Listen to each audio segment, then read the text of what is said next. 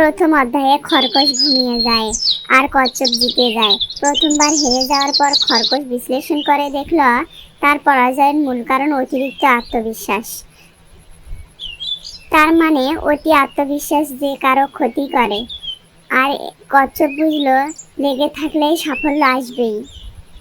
হেরে যাওয়ার পর এবার খরগোশ আবারও কচ্ছপকে দৌড় প্রতিযোগিতায় চ্যালেঞ্জ করলো। কচ্ছপ, আমি ভুল করেছি। আমরা আবার দৌড় প্রতিযোগিতা দিতে পারি কি? কচ্ছপ কিছুক্ষণ ভেবে বলল, ঠিক আছে খরগোশ, আমি রাজি আছি। প্রতিযোগিতা শুরু হলো। এবার খরগোশ না ঘুমিয়ে দৌড় শেষ করলো এবং জয়ী হলো।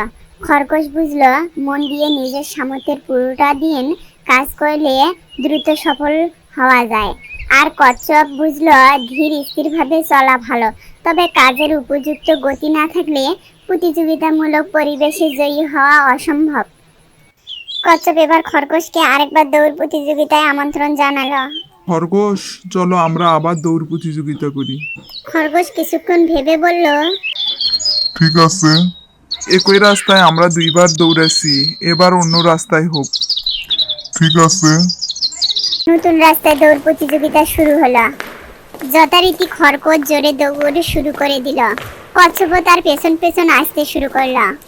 কচ্ছপ যখন খরগোশের কাছে এসে পৌঁছালো, দেখলো খরগোশ দাঁড়িয়ে আছে, কিন্তু ও দৌড়ে শেষ সীমানায় যেতে পারেনি, কারণ দৌড়ের শেষ সীমানার আগে একটি খাল আছে।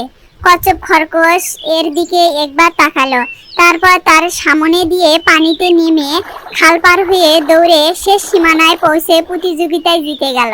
খরগোশ বুঝলো শুধু নিজের শক্তির ওপর নির্ভর করলেই হবে না, পরিস্থিতি আর বাস্তবতা অনুধাবন করা ভীষণ জরুরি।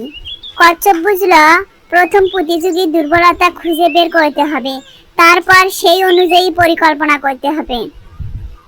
এবার খরগোশ কচ্ছপকে আরেকটি দৌড় প্রতিযোগিতার জন্য আহ্বান জানালো। এই একই রাস্তায়। কচ্ছপ ও রাজি, কিন্তু এবার তারা ঠিক করলো প্রতিযোগী হিসেবে নয়, বরং এবারের দৌড়টা তারা দৌড়াবে সহযোগী হিসাবে। শুরু হলো প্রতিযোগিতা। খরগোশ কচ্ছপকে পিঠে তুলে দৌড়ে খালের সামনে গিয়ে থামল। এবার কচ্ছপ খরগোশ এর পিঠ থেকে নেমে খরগোশকে নিজের পিঠে নিয়ে খাল পার হলো। এরপর আবার কচ্ছপ খরগোশ এর পিঠে উঠে বাকি দৌড় শেষ করলো। আর এবার তারা দুজনেই একসাথে জয়ী হলো। আমরা শিখলাম ব্যক্তিগত দক্ষতা থাকা খুবই ভালো, কিন্তু দলবদ্ধ হয়ে একে অপরের দক্ষতাকে কাজে লাগাতে পারলে আসে সত্যিকারের সাফল্য। সেখানে সবাই বিজয়ীর হাসি হাসতে পারে।